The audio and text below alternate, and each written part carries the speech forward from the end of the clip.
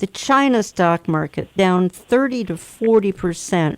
And it's like there's no place to hide from an economic potential forthcoming collapse. And we're not trying to be sensationalists here. Sometimes we're accused of that, but we're just stating the facts. Yeah, these are the facts now. These aren't projections. China's stock market has gone way down. We already know about the crisis in Greece. Portugal and Spain and Argentina aren't far behind. The world has been hoping that the U.S. economy would be strong enough to pull us out of the situation, but the IMF just recently reduced their projected growth for 2015 from 3.1% down to 2.5%. And to put it in perspective, last year the growth was 2.4%. So basically we're dead even with last year. It's just we're holding even. We're not really growing at all. And so not enough new income is being generated to help reduce the federal deficit. It's still growing even now. So what would happen if we have negative growth? In the meantime, Illinois is basically bankrupt. Mm-hmm. It's so bad in that state that some of the police departments, they go to gas stations to tank up their police cars and their credit cards are rejected at the pump. And this is, again, the machine in Chicago that produced the current U.S. president. They've spent money they don't have for so long there in the tank. So even at the state level around the country, it's worse in some places than others, and that is spreading. Puerto Rico also, it's practically a state. It's teetering on the brink. A lot of companies are losing a lot of money there right now.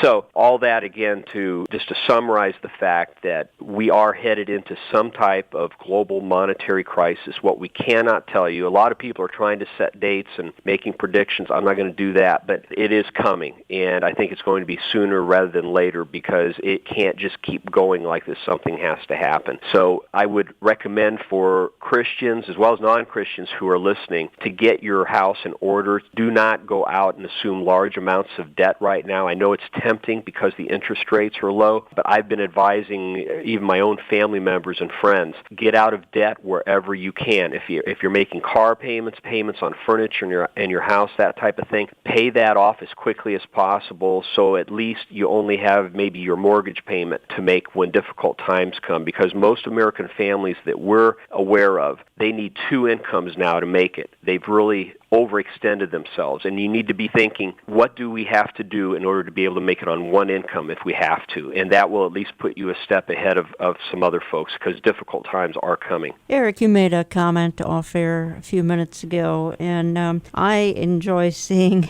the prophetic play out in all kinds of current events, and even CNBC was saying, and I'm quoting them here, the four horsemen of the apocalypse they're talking about have hit various economies. That's CNBC, the four horsemen of the apocalypse have hit various economies. Even the secular is talking end times. Everybody talking end times except the church not talking about it, of course. Amazing. We say this so often, and I said it recently at a conference when I was conversing with some folks that, 50 years ago, if you'd announced a prophecy conference, people would have stood outside waiting to get in and overflow crowds. And today, you almost have to beg people to listen to you when you start talking about end times. I know that people that hear programs like this, they say, oh, those guys, they're the doom and gloomers, right. Those Olive Tree Jan Markell people, we don't want to listen to them. Well, that's the problem in the church. We're not prepared for what's going on, and we don't put it into perspective, lens, and see it that way. And the reason we're talking about this is not because any one of us can fix it, but because Jesus tells us to be watchful of the signs. Amen. Be watchful of what is going on. Be prepared. And the wise man prepares for a rainy day ahead. And I think that's really what Gary's saying. It's what I've been saying for a long time. We need to understand the day we live in and not be overtaken by it. And that way we'll be more prepared to be the ones purveying the gospel to a world who is desperate. When Antichrist comes, he's going to come at such a time when people will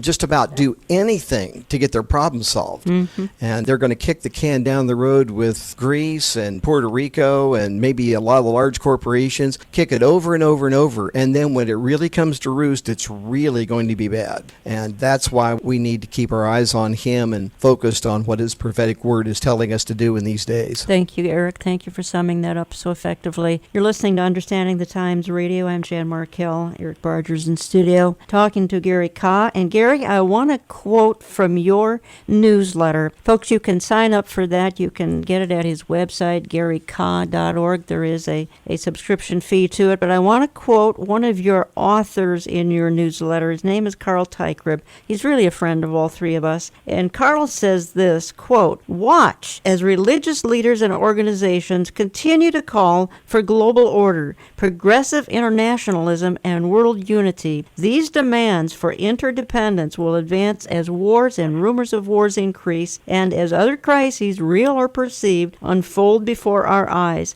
Cultural progressive thinking will likewise add momentum to the cause, energizing the demand for global oneness." Now, that is a profound sentence, and we have Pope Francis who's contributing to this kind of sentiment, and I'd like your feedback on this, Gary, because Pope Francis also displaying a fondness for Marxism, which I find really troubling, but he's pushing for a new world order. Did that surprise you, Gary Kah? No, it really doesn't, and I'm going to get into that in one moment, but I want to preface it with another piece of information that will give us some insight as to why so many evangelicals are not as interested as they need to be in Bible prophecy, are unaware of some of these major signs of the times, and then we'll understand why some are flocking behind this current pope in the way that they are. You know, the emergent church movement, we've talked about it on your program before. It has really grown over the last 10 years in the United States. It's like a chameleon. It changes some of its terminology from time to time, but one of the top recognized figures in that movement has been Brian McLaren. He's regularly quoted by many church leaders on television and elsewhere, and he is really pushing the global agenda, internationalism in every way he can. And some of the people he's quoting include David Korten, Korten, who's a member of the Club of Rome, and also Jim Garrison, who's the founder of the Gorbachev Foundation and is the president of Wisdom University. These are major globalist, New Age type of individuals who are being introduced to the church in America today by Brian McLaren, as well as others in the emergent church movement. So really, the church has been conditioned for some time now to embrace this agenda, and rather than being opposed to it or seeing the danger behind it, they're rushing headlong into it. And so that then gives the current pope a platform as well, because he has stated on numerous occasions that he is in favor of a new world order, and he is currently pushing that agenda through the sustainable development movement. Now, let me explain a little bit about what that means. People hear the term sustainable development a lot. I think few people really are aware of what is behind all of this. The UN and other globalist institutions around the world are trying to convince people that we have to completely change the way we do everything in order to be able to sustain the ability to live on this planet. So everything about the environment needs to change. Everything about our income structures needs to change. There needs to be a redistribution of income. There needs to be a strong push for world peace through international treaties, regardless of what countries are involved, as we've seen recently with the Iran situation. Anything in the name of world peace. Somehow this planet has to be sustained. I agree. We need to take good care of this planet, but they're pushing an agenda. They're proposing ultimately world government as the only solution. And every problem in the world today that exists, the only answer to it is world government. And that's the problem I have with this, because that is not true, but that is what these people are pushing. And so if you're going to get the religious people of the world behind this agenda, which you have to do at some point to have a truly global system, you've got to bring professing Christians and Hindus and Buddhists and Muslims and Jews all into this, then there's got to be a coming together of the world's religious leaders.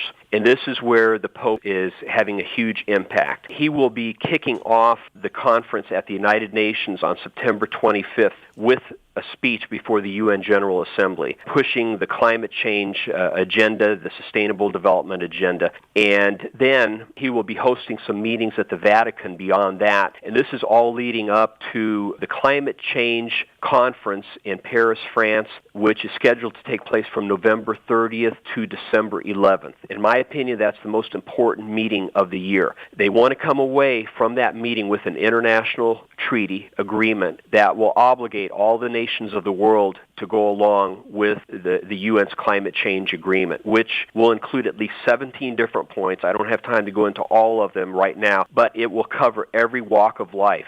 This is not just about the environment. They're simply using that as a reason to introduce this treaty.